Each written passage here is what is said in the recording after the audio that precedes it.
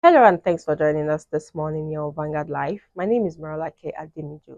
Let's move straight into the top stories of the dailies.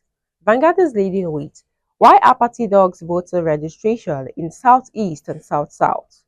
Both zones record 50,681 physical registrations, less than Oshun's 83,284.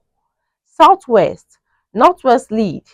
North-South record mixed fortunes. Not late in pre-registration, South tops in physical registration. Waiting for last minute, mistrust responsible for apathy, Afenifere says. INEC should make exercise less cumbersome, Pandev says. Don't be complacent, ACF urges citizens. Why we are not interested, Southeast resident says. Yiaga Africa, other CSOs, MBF speaks. Page 5 has the stories. Traders lament as Lagos government demolishes 19 buildings at Trade Fair Plaza. Excitement in Ibadan as Ladoja ascends throne today. ADC to members, quit other parties now.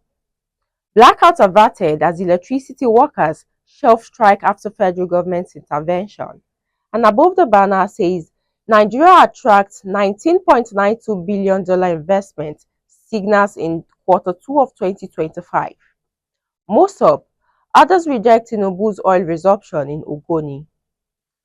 Tinubu promotes 52,000 paramilitary officers in 2 years, Interior Minister says. And lastly, on the Vanguard newspaper, DMO offers 200 billion federal government of Nigeria bonds for subscription. You can find our story on page 19 of the Vanguard newspaper. The Guardian is leading with economic recovery. Nigeria not broke, but deep fiscal concerns linger. Page 4 and 5 has the story.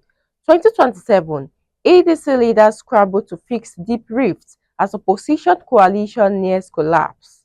Over 6,000 lives lost to religious, ethnic conflicts, says the Plateau governor. And lastly, on the Guardian newspaper, 2027, Ganduje, Jibrin, others vow to retake Kano for Tinubu. You can find that story on page 3 of the Guardian newspaper. The Punch is leading with 2027 presidency. Coalition demands Atiku, Obi's full membership. APC, others push back as coalition directs members to abandon parties for ADC.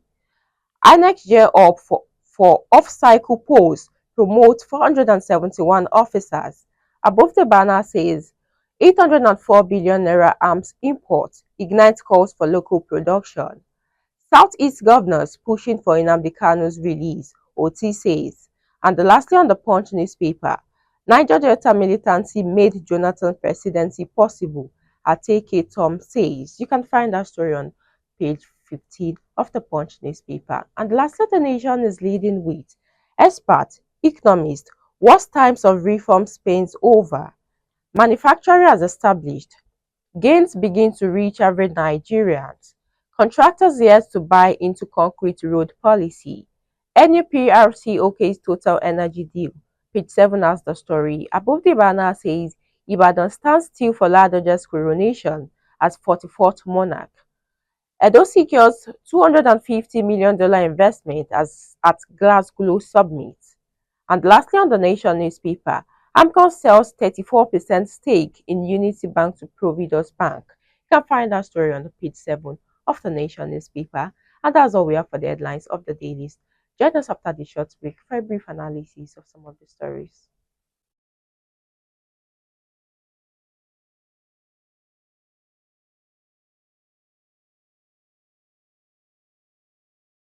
Welcome back. If you're just joining us, this is Today in the News on Vanguard Live. I'm Rola K. Ademiju. Let's move into our top stories of the day. Blackout averted as electricity workers suspend strike after federal government intervention.